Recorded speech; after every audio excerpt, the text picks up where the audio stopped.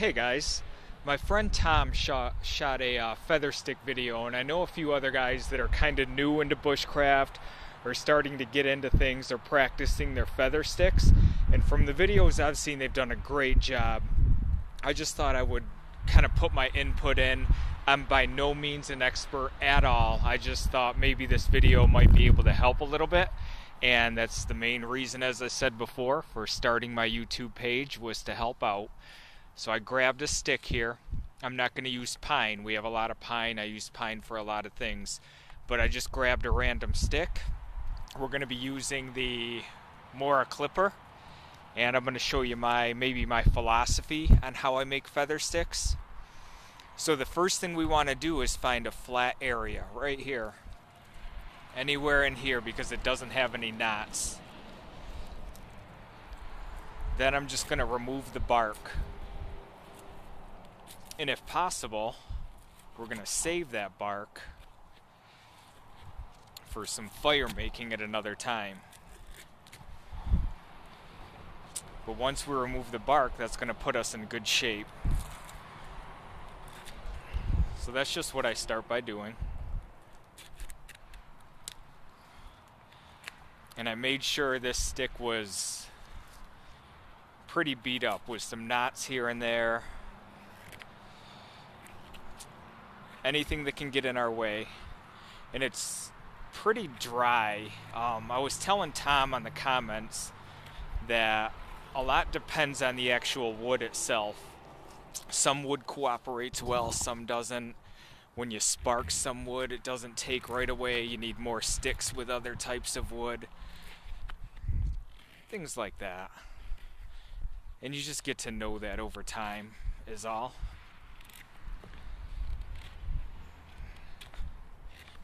Okay, the first thing I do, this side's pretty cleaned up,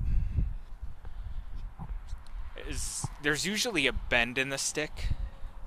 And I got this from Native Survival. But if we place the stick down to where the bend is that way, so it's kind of leaning, that gives us a lot more leverage that we're looking for. Another thing when I'm doing feather sticks is I try to take as much as I can from as high as, not as much as I can, I try to start as high as I can so we get as long as feather sticks as we can. I usually don't use a short area and just feather here. So we want to make it all the same plane in one area.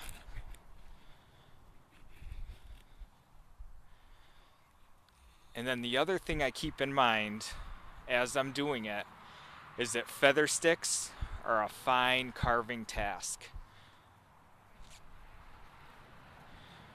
So you want to be gentle and precise when you do them. The other key that works for me is the pressure isn't as much down. The pressure I'm using is against this log right here.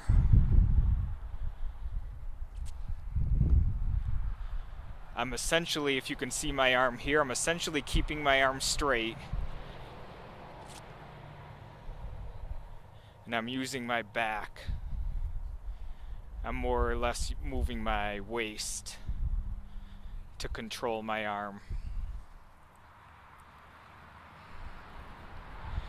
And then every time that you make a feather stick, you leave a little ridge right next to the groove that you used.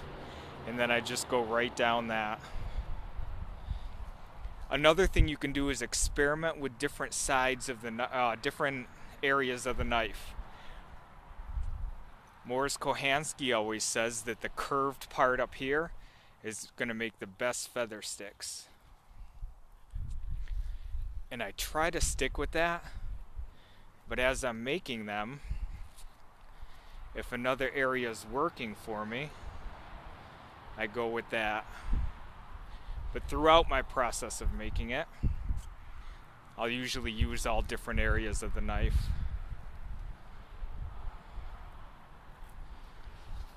And if they fall off, don't worry about that, because they can all be used.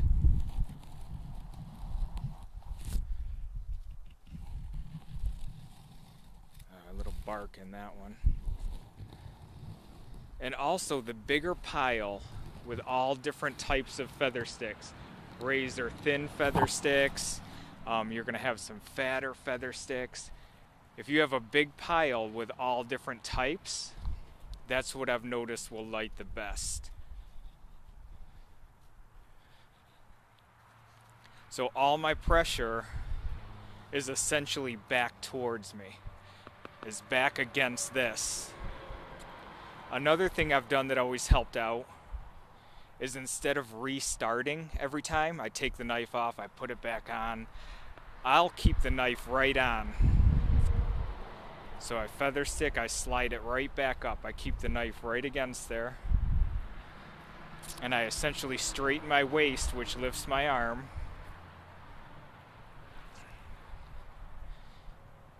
And this is just one technique, guys. There's the, you could use the knee lever grip, which is also a very nice way where you're pulling the wood against the knife.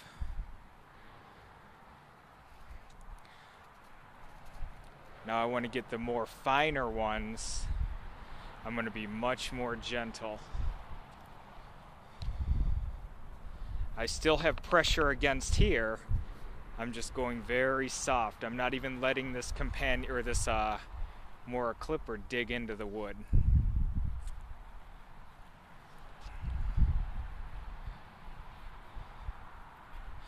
And if you lose the same plane, sometimes I'll just make a few harder, bigger knots to get it all even again, or as even as I can get it, to allow me to use as much of the length of the stick as possible.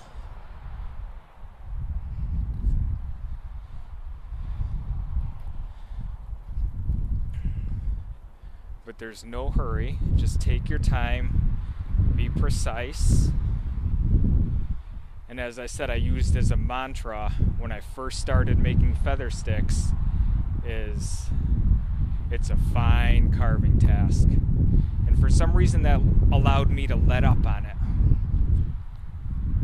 I let up a little bit and applied the pressure more back here. So back up, I keep the knife right against it, find the ridge.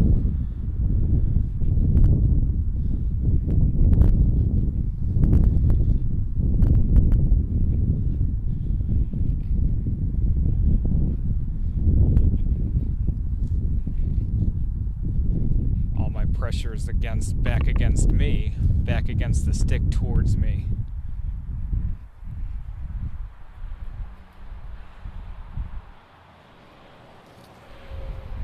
And then when I look at this, I see the different types. So I have some thicker ones. I know I have some thinner ones. I'm losing a lot of these here. And I'm going to want these thinner ones to catch.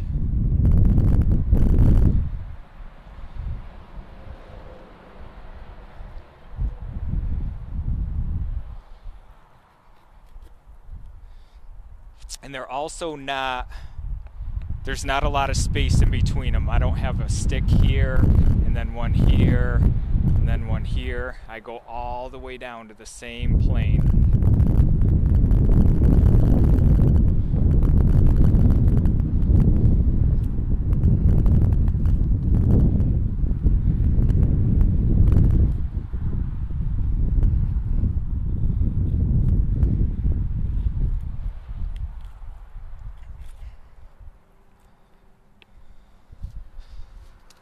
So let me collect some of these up and then we'll talk about striking them with a ferro rod. So before I take all these out, the first thing that I have found very helpful is the longer the ferro rod that you can get, the better, because it's going to remove more material. It gives you more space to remove more material to get that tinder bundle going for you. It also gives you tremendous leverage, because the way I do it is I set the ferro rod right on the tinder and strike it that way. So it gives you a good amount of leverage when you're working like that. So let's see what we can do. Let's see if we can beat the wind here.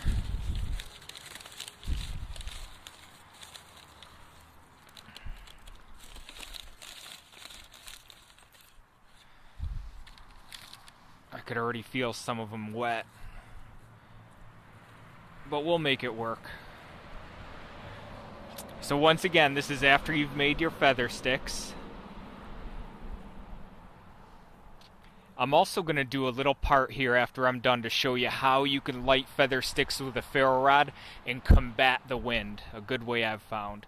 So I'm going to put this right in the middle, and then I carefully scrape off some of the material on the ferro rod. That's just going to give some extra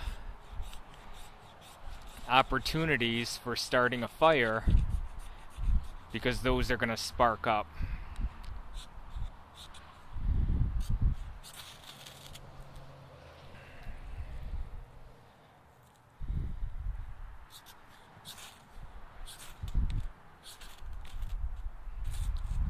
And there we go, guys.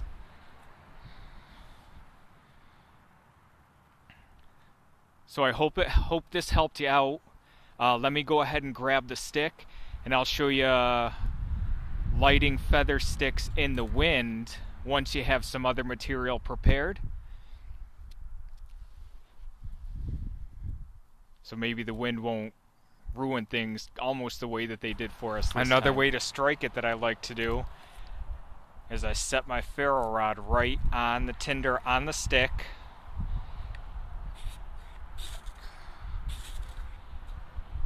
And then I strike down.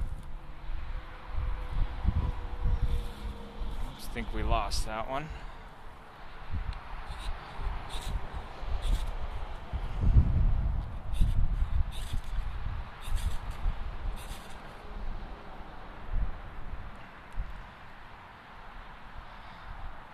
It's trying.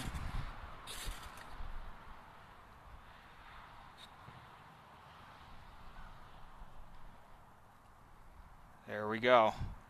Then you can just put this stick itself right onto the other sticks.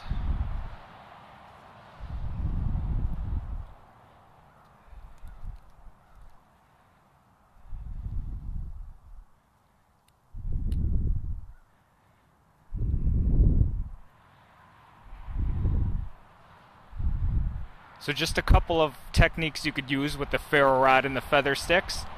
I appreciate you watching, guys. We'll talk to you again down the road. Bye-bye.